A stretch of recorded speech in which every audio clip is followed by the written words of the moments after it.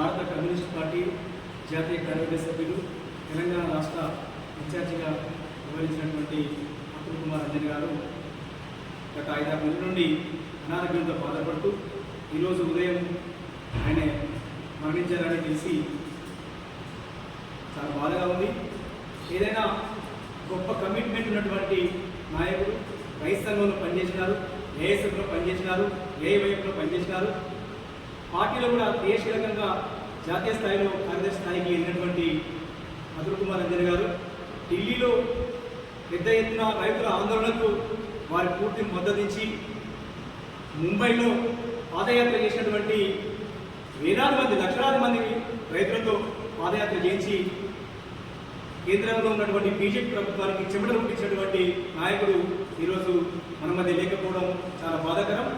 ఏదేమైనా వారి కలలుగన్న ఆశయాలు మాత్రం మిగిలి ఉన్నాయి.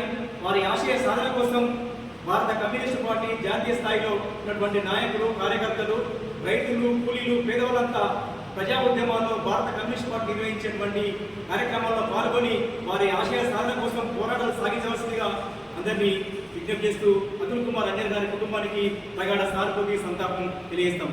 జోహార్ అతుల్ కుమార్ అంజన్ గారికి, జోహార్ అతుల్ కుమార్ అంజన్ గారికి.